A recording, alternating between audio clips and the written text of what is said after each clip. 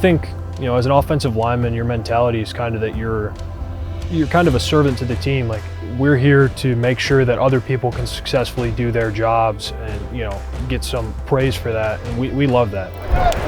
Hell the pickup, man. That's all you would feel. And there's no better feeling than seeing, our running back break a great run and run for a touchdown. Like, that's one of the best feelings. You're running after him, or you see, a huge ball go up and get caught in the end zone for a touchdown. Like, that's one of the best feelings as an O-lineman, is knowing that, your quarterback, your running back, your wide receivers were able to make a great play because, you were there for them.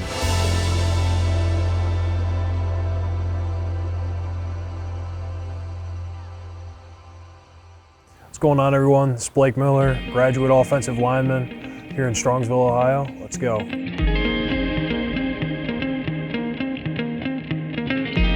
Show the world that there's more to Ohio than just cornfields. That's the number one thing I get is, oh yeah, isn't there a bunch of cornfields over there? Which there's a decent amount, but not by me. I normally just tell people I'm from Cleveland. It's a lot easier. People know the Cavs, they know the Indians, they know the Browns. About 15-20 minutes outside of Cleveland, little suburb here. Grown up here my whole life, it's been awesome. Really appreciative of kind of the upbringing that I had. I think, I can't thank my parents enough for everything that they've done for me and sacrificed for me. Made some great friends, had some great experiences. And then I feel like also too, just kind of the people around me that I had did a good job of, preparing me for transition to college, and I'm very thankful for that. Yeah, this is like stuff I built when I was here. It's a bunch of Star Wars stuff. My mom set it up all nice, but something about building stuff, like I just love building stuff and like putting stuff together, taking stuff apart. Like, ever since I was a kid, I really enjoyed doing it, so something about it. This was my room. I got all the stuff. This is my dad's bag. He's got the whole Clemson bag, custom, whatever it is, embroidering. He's got all the Clemson stuff decked out. And I got jerseys from the years. So Gator Bowl, this is my old high school jersey. Orange Bowl from when I was a freshman. This is from last year. Then this was 2022. Now I do need to get my hands on the purple one. That's going to be one that I don't know. I might need to pull a few strings for. So this is the back deck. I love it out here. It's awesome. Like, just being in the woods. Like, me and my brother would go down the hill and we'd be in the little like ravine down there screwing around, and we'd come back up and we got mud all over us and all this stuff. And my mom's all upset with us because we got to go like rinse off with the hose before we come in the house and track all this mud in. But it's one of those things, like, we wanted to stay inside and play video games a lot, but now looking back on it, I'm really glad that, my mom made us go out here and play around. Like, it was a lot of good memories. The landscaping of this became my duty, so that definitely led to some longer Saturdays, but it taught me how to do some hard work. Honestly, like, we'd be out here, like, me and my little brother, like, we're these, 8 and 4-year-old or whatever, 10, 6, and we're out here just trying to occupy ourselves, and we got into all sorts of stuff. So, like, we'd have the chalk drawn up, and we'd have like different games going on, or we'd have different little like action figures, and we'd like try and find them different places. Like I said, it's a lot of good memories, just kind of thinking back on it now and having time to reflect. I'm really glad that, we were out here, and I feel like it brought us closer together, so it was good. I think that, my family's been a crucial piece of, what I've been able to do.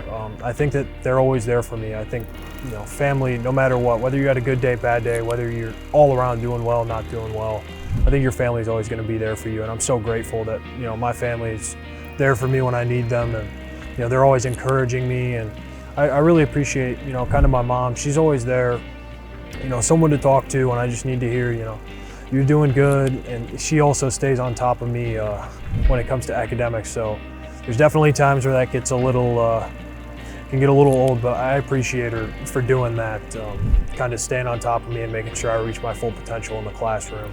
Well, he was always a head taller than everybody. And on top of it, from the time he was born, Chris, his dad, it was his mission to get him to college football.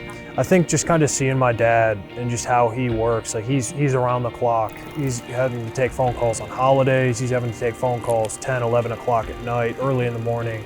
Just seeing how he works, and I always kind of want to, I don't want to let him down in that regard. Like I want to work just as hard as he does, if not harder. I feel like that's definitely translated and helped me be successful in football, of just having the mentality that, it's around the clock. Whether it's your eating, it always depends what you're eating. Whether it's getting your sleep in so you can recover, whether it's watching that extra bit of film, going, doing extra training, that sort of thing. I think that kind of having him show me how to work at everything has helped me kind of develop that work ethic more and more.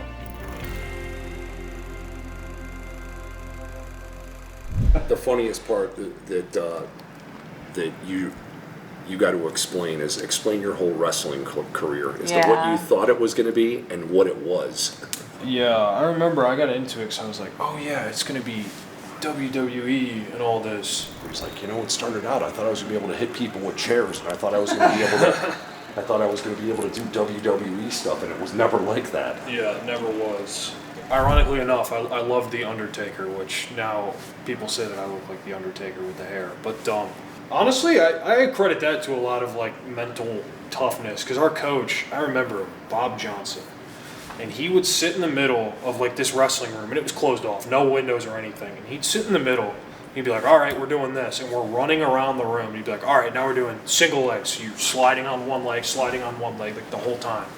And then we're just running, we're doing rolls, we're doing takedowns, on air, basically, and at the same time running around this room. He's got the doors closed, and he's got the AC, cranked all the way up. It's so hot in there. And he looks at us, and we're all, dying. And he looks at us and goes, he's like, are you guys tired? And some kid goes, yeah, we are. He's like, all right, I guess we need to condition more. And so we're going again. And then he asks, 5 minutes later, he's like, you guys tired? Kid's like, no. He's like, all right, well, I guess we can do more then. He'd keep going. And eventually he stopped it. But, that was one of those things where, that proved to me in those moments I didn't think I could do it. It proved to me, okay, I can go a little further than, when my body starts telling me, it's probably time to cut it out. I got a little more left in the tank. So I appreciate that looking back on it. But in the moment, it was not fun.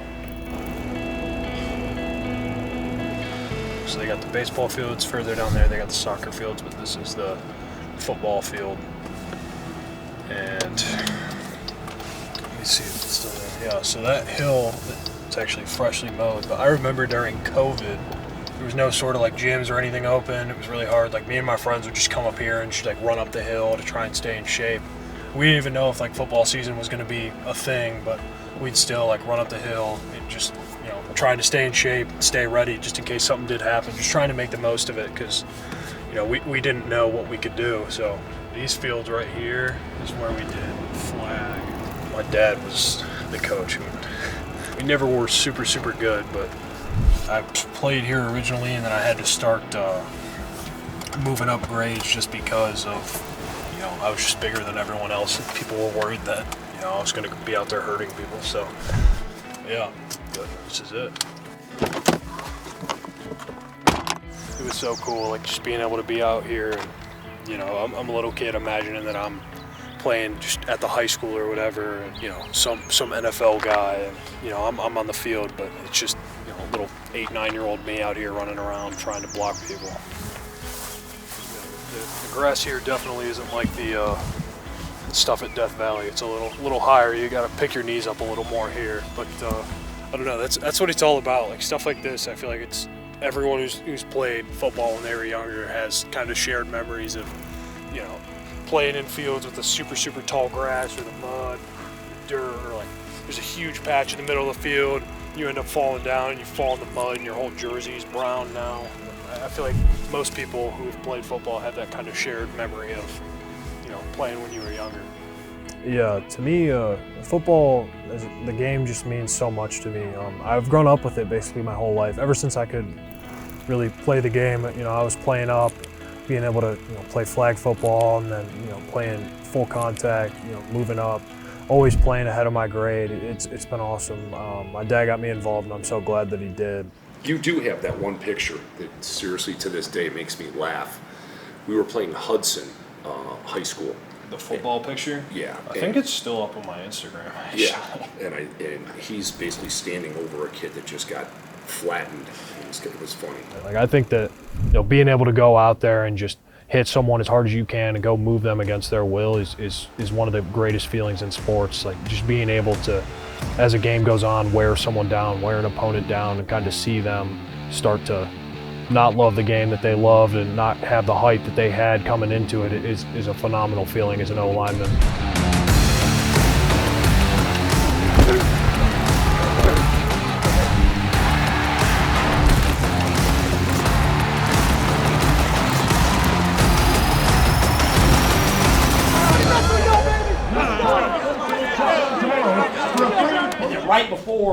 Right before spring started, okay? Right before spring started, I told y'all this, okay? And so as spring ends, I want y'all to write this down and remember this, okay? Because this is true, all right? You don't always get what you work for. You can work your ass off. You don't always get what you work for, but you're damn sure get what you settle for. Because if you don't work, I'm guaranteeing you ain't gonna be successful. Put yourself in position by how hard you work. I really now enjoy too just the process of, you know, getting better and, you know, every day kind of working towards different things, trying to change things in your game to benefit you and your team, and kind of seeing that improvement day to day is what really keeps me going. I think that's incredibly satisfying.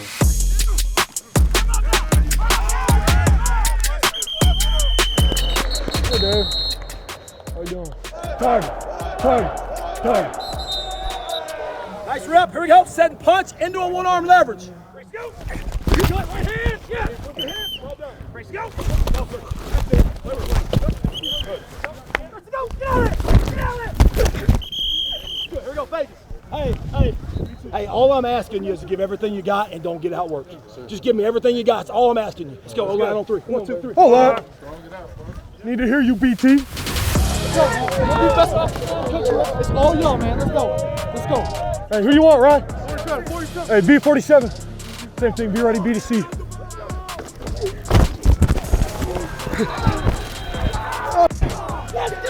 Okay, Adam. That away, baby.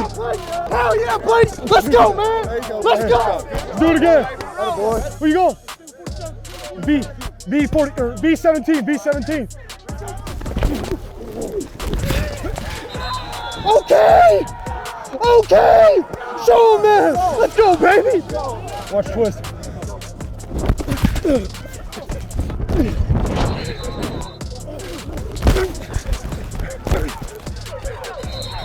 Go, baby!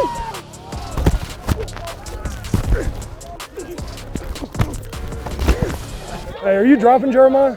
Kind of looks like it. Good job. Great job, Ryan! Hey, great throw, baby!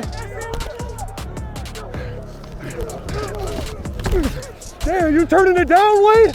Hey, that's on the poodle tank!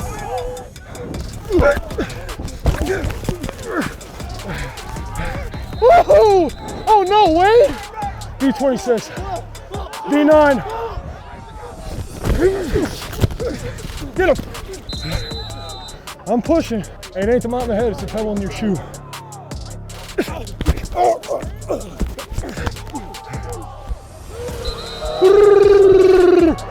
Oh no! On your head! On your head! All in. All right, we got to get the basics down. We got to build a foundation, but it's got to start with effort. All the fancy techniques, like we can get to all that, but we got to build a foundation of effort and toughness and learning what we're trying to get accomplished. All right, love you guys. Let's go. O-line on 3. 1, 2, 3. O-line. Ooh, big rock. Yeah. I love the O-line group we got going now. I think there's a lot of different personalities in the room, and everyone always says the O-line is the most, I guess, eclectic group, where we get all sorts of different people.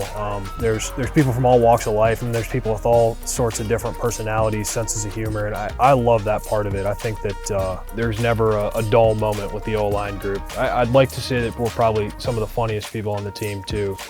Yeah, baby. That was so cool. Oh my God. I got a six-pack on the way. Six-pack season. 21 days. No, I can't show you right now. When the finished product comes, I got you. It's like a herd of buffaloes. Chariots of fire theme as they like run towards us.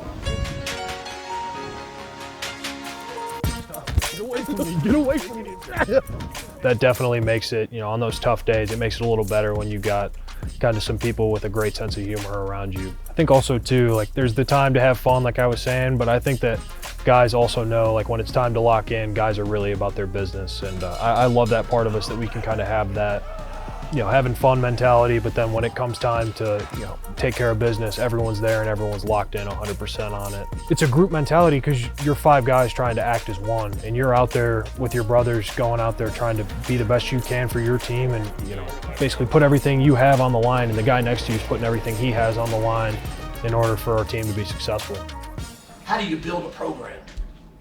So when a freshman comes in here, who is he going to look to? Okay, so when a freshman comes in here and he's looking to the older guys, that's all he knows. Long after Walker Parks leaves here, okay, he was on Coach Sweeney's first signing class. But like long after Walker Parks leaves, his legacy will be a part of this. Right? Same thing with Blake or Tristan or Olympica. Like, leadership is influence. That's all. Like, just because you're a leader doesn't mean you're a good leader. Okay, all leadership is influence. And what are you going to do with the influence you have over other people? My journey when it comes to trying to be a better leader, I think that I wasn't always a very vocal person. I feel like I'm still not as vocal as maybe Tristan is, but I would always try and lead by example and just do the right thing and try and hold other people to the same standard of doing the right thing. I think that a lot of what people do is determined by those that they look up to. So like Coach Luke always talks about it, like the young guys are only going to know what they see me, Tristan, Walker, Ryan doing. So I always try and make sure that I'm doing the right thing. And a lot of people might want to yell and scream, and there's times where you got to kind of calm yourself down a little bit and be able to meet someone where they are, because I think that 99% of people are going to be more receptive to someone coming up to them and just being genuine with them about what the standard is and how we do things around here, as opposed to just coming up saying they're doing things wrong and yelling at them. Let's go, baby. Really work exploding out. Just focus on it. It's not going to be perfect. That's why we play spring ball. Hey, work to get your head across. What? Work to get your head across. Hey, finish on 3, 1, 2, 3, finish. Jog. I really think this is probably the closest we've ever been. I think our best guys are the most dedicated, which Coach Sweeney always talks about. Those are your best teams, when your best guys are the ones that are holding everyone else to the standard. And I think that everyone, from the guys who are number 1 on the depth chart to the guys who just got here and don't even know where they are on the depth chart, I think everyone cares so much and wants to do well. I just think that everything from the work to the bonding with everyone to just how much guys want to learn, I think that'll lead to some great success for us this year. And I tell everyone I'm so excited for this year, just to see how things end up going. I do think the one thing that's really not unique, but it just is what it is how quickly things go. I can remember literally the day that Blake committed to Clemson with Coach Caldwell, and literally from them and there until today, started his last football season, just seems like it was a blink of an eye. And it's weird, it gets faster every year, like just feels like it goes by quicker and quicker. And sometimes like what we do can seem like a job, but there's also parts of it that are like awesome and I'm trying to be better about, like in the moment being like, all right, this is a moment that I know like is going to be a great memory and one that I'll cherish. Try and enjoy it more, because it's easy to get going a million miles an hour and not basically enjoy and appreciate what you're doing. It's one of those things where if you're just kind of going through as fast as you can, like you're not going to enjoy moments that you're in, because you're just going to be looking for the next moment, and then you're going to sit back 5-10 years later and be like, man, I wish I would have enjoyed that moment. I mean, if you're living in the future, then you're going to end up living in the past, because you're going to wish you enjoyed it. Everyone always asks me too, like, why was Clemson the place you chose? And I always tell them I started the same way every time. Like, this is going to sound like a super cliche answer, but it was just something different. And I know that a lot of people hear the same thing from people who commit to Clemson of it's something different, but it really is true. Like it's not just a facade. Like there's something different. Like the way that the coaches here and even the staff members just care and carry themselves is different than any other place I've ever been. Well, Blake, do you remember we were sitting at this table right here, and when Blake said, you know, he wanted to commit, Coach Swinney didn't even know. Yeah. And Coach Swinney was on the phone, he had his glasses on, he had his feet up on the desk, and he was just talking about the program, talking about this. And Blake said, you know, I want to commit. And because it was so early in his high school career, I know Coach Swinney was like, really? He was shocked, you know, and checked all the boxes, and then there was a lot of repercussions from the school down south here in Ohio, as well as the fans. But he weathered that storm for about 2 years and then got to Clemson. I guess he made a name for himself. So Yeah, definitely very glad I made the decision I did. In the moment, it definitely, like, I did it, and I was like, oh man, like that was crazy. I barely slept at night because I was so kind of just taken aback. Like, wow, I just did that. Like, it all sunk in at once, and I barely slept. But like all of that, like it was all the right choice. Like looking back on it now, I can confidently say, like, I'm very happy with the choice that I made, and I think it was where God intended for me to be. And, I'm glad I ended up going. Coach Swinney isn't, you know, fearful at all to talk about the Lord and, you know, how important it is to have that spirituality in your life. And I really appreciate it so much. And, you know, I can't thank Coach Swinney enough for, you know, how he's challenged me in my faith, you know, on top of on the football field. I think that, you know, it's made me be a better person. Off the field, success is just whatever you're doing, being the best in it, or at least striving to be the best in it.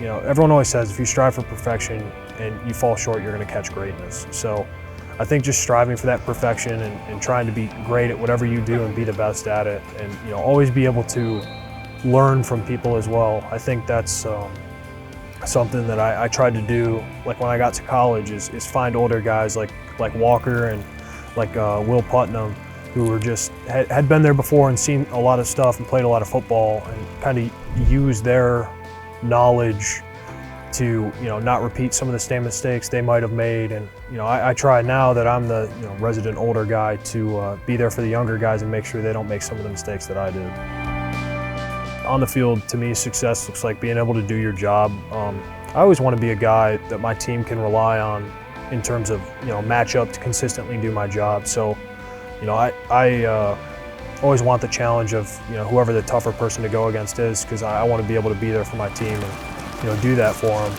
and, you know, be my best and give other people around me the chance to succeed. I think that there's no better feeling than seeing, you know, Cade throw a touchdown to Antonio, Wesco, TJ, whoever it is, and know that, you know, you had a little bit of a hand to play in that, and we gave him the time to get what he needed to do done. That's always a great feeling. Like that's just, you know, that's definitely what success means to me.